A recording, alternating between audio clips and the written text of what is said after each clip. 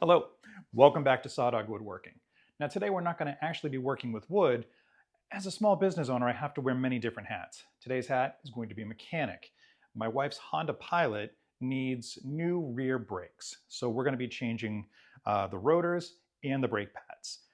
And I'm going to show you step by step on how to do that. I've done this many times on many vehicles, but I do need to say that I am not a mechanic. I have worked alongside with a mechanic to do actually the brakes that we're changing today. I did a few years back with my mechanic friend. He had a nice lift. I was still working at the school, the trade school that I was working at in Portland. So we had all the tools. It was a lot easier than today's project. If you watched my thermostat change on the Chevy Colorado, it was about 32 degrees and snowing when we did that in the driveway, I think back in January. Today, it's summertime and we're having a heat index of over 100 degrees. So lovely temperature fluctuations. But this is my wife's car. So uh, my daughter rides in this car as well. The two people that I love most in this world. If at all that I was putting them in danger or that I did not know what I was doing, I would not be doing this. So those are my credentials. I always recommend a professional do this, but I'm also saving $800. So if you want to take this on yourself, I'm going to show you step by step how I did it. We're going to get started. Let's go.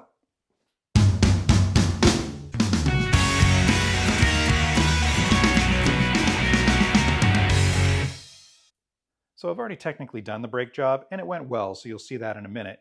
But I just wanted to show you the parts that we're going to be replacing and the reason it failed inspection. This is the rotor. And you can't see it, but there is a lip right here. This is supposed to be machined smooth right to the edge. But what's happening is, these are the brake pads. That, as you can see, is pretty terrible. I'll show you the new ones as the video progresses. But those ride along. No, I had it the right way the first time. Those ride along right in there, but this was actually digging a groove into that, and it started grinding and scraping. Here's the other one in case you want to see it. Not quite as bad. They didn't wear evenly. I think next time I'll replace the caliper as well, but it was still looking pretty good for this job, so I left it on there. But yeah, this is the reason we are going to be changing it. New rotor and new brake pads. And like I said, I saved about $800 doing it myself. The lip on this side is even deeper and worse. So these have needed it for a little while. All right, now I'll show you how I did it. I found this diagram online just to give you an idea on what we'll be working on today. And these are the tools. This is just a regular ratchet. For the Honda Pilot, I needed a 17mm socket, a 12mm socket, and then I also got the equivalent of their wrench, so 17mm and a 12mm. You're also going to need a Phillips head screwdriver, a hammer because I don't have an impact gun, and brake caliper grease. And I'm also using a jack stand. Just in case the jack itself fails, this will catch the car. To keep the car from rolling, I'm going to chock the wheels. No, not chalk. No. Yeah, funny. These are wedges. It's going to go on the front of the tire and the back of the tire. This will keep the car from rolling off of the jack. And now we're going to take the tire off. I'm using the car's tire iron to do this. Again, I don't have an impact, so a few kicks with my foot will help. These actually came off a little easier than I expected, so I'm happy about that.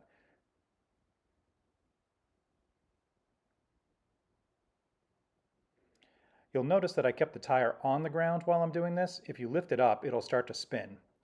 Now that the lugs are loose, I'm going to raise up the car. Once I get this stupid thing set up. It takes a long time. Now you don't have to raise it up too high. I literally am just getting it about a ½ inch off the ground, just enough that I can pull the tire off. With all the lugs loose, except for that one, the tire should come right off. I'm going to set this down and I'm going to use it as a seat. It's not comfortable, but it makes it a little easier on the knees. All right.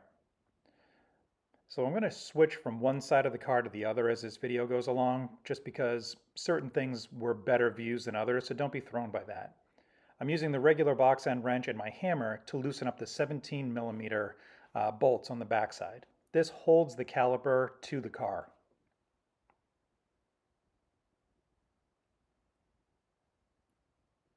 A few little taps and that'll loosen up. Then I use the ratchet, 17 millimeter socket, to take the bolts the rest of the way out. With those loose, the caliper should slide right off. This also has the brake pads inside of it. I'm going to set that aside for now. I want to get the rotor out of the way. Now the rotor is held on by Phillips head bolts. These are not always the easiest.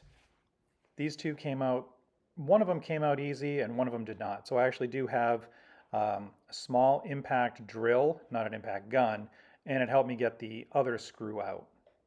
Got to be careful with these because if you strip it, then you're going to have to drill it out. And the old caliper comes right off. At least it should. Sometimes they seize on there and you've got to work at it, but now you can see the emergency brake housing as well, or the assembly as well. We're not going to touch that. That was fine. This is the new caliper. This is caliper cleaner because there is, I forgot to mention that in part of the tools because I actually threw the can away. There's barely anything in this. But it just cleans any of the manufacturing oils off of it. Those will burn off with the pads. It should be used, but I've also gotten away with not using it, so it's up to you. I'm going to put the new caliper on and I'm going to put the bolts back in. I'm going to take the brake assembly apart now. These are the 12 millimeter bolts. It's easier to loosen these while it's still on the car. I should have mentioned that while I was taking the 17 millimeter bolts off. I actually went back, put this back on the car, loosened them, and then took them off. So you missed all of that. But it's much easier if you're watching ahead before you do the whole job. Loosen these up beforehand. Once those are loose, you can pull the whole assembly apart, and this will be easier to get to the pads that are inside that caliper. And I clean it up a little bit. Now that piston is really difficult to push back in, but we do want to get that out of the way. So I've got a C-clamp and I'm going to just tighten that down and that will push that piston back into the caliper. Once it's in, it usually stays in place. You'll see that go right in once I get it lined up. I need about 2 or 3 more hands to do this sometimes.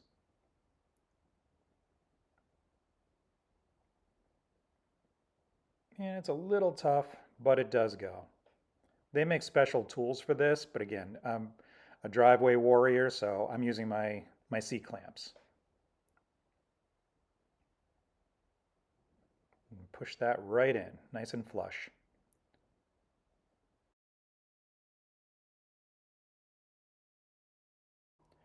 Here's the comparison of the old pad versus the new pad.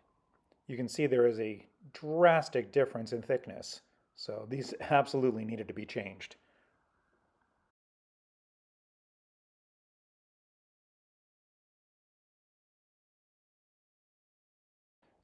I want to pull the guide pins out and give them some grease. This is what the 12 millimeter bolts were screwed into. There's a little rubber boot, so you just kind of pull that off of the lip and the guide pins should come right out. If they don't, they might be bent, and if they are, you definitely want to replace the whole caliper. That is a whole other video that I'm not going to get into right now. These, thankfully, were loose and sliding, so I'm going to pull them out and I'm going to re-grease them just to make sure that they don't seize up later on. So this is where that brake and caliper grease is going to come in handy. While using this, you want to make sure you keep it off of the rotor and off of the brake pads. It will burn off, but the first few stops might be a little exciting. It is grease after all.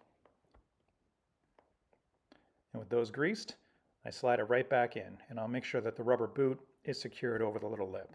If the rubber boot is degraded and falling apart, again, you want to just change the whole caliper. That boot's there to protect the grease from getting debris and whatnot in there. If debris gets in there, it is going to seize up on you and the brake will just drag. So again, If the caliper on your car is looking bad, replace it. And again, that's a whole other video that I am not doing. On the caliper, there are these little brake pad guides or brake pad clips. They come with the brake pads, at least they usually do. And the old ones will pop right out. You snap these new ones in, and then I'm going to hit them with a little bit of grease, and that just helps the pads slide in there. But there's one on either side of the caliper.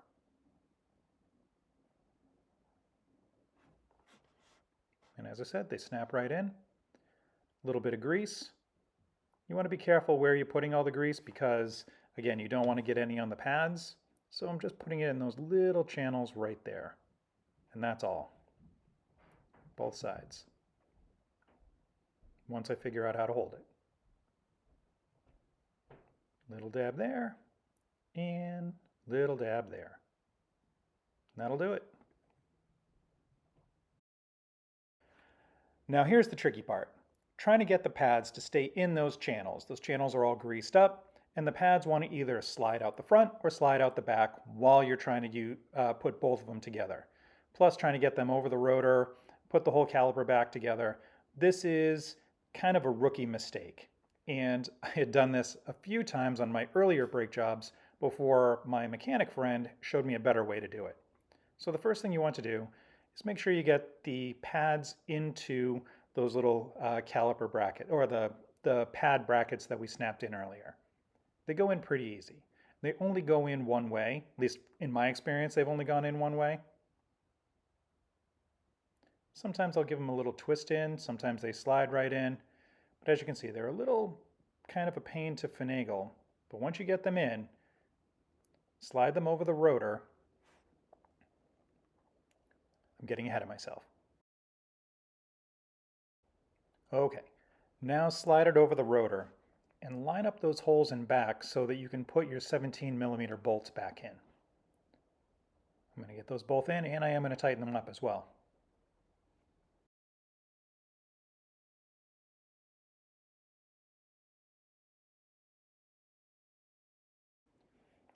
Now taking the other half of the caliper, I'm going to put just the top bolt in. This is the 12mm bolt.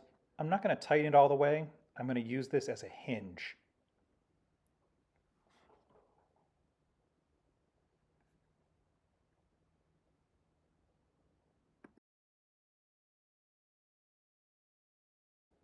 Now using the C-clamp, I want to gently tighten those brake pads to the rotor. And this is going to help hold them in place. We're going to be putting some spring clips on this, and if we don't do this, then the pads will just be pushed right out. So I want to lift the caliper up, get that out of the way. Now again, these spring clips will separate the pad from the rotor when the brake is not engaged. Trying to do this without that C-clamp makes it nearly impossible. So the top one is going to face down, and the bottom one is going to face up. You'll see the little holes in the back of the brake pads. And again, these clips should come with your brake pad kit.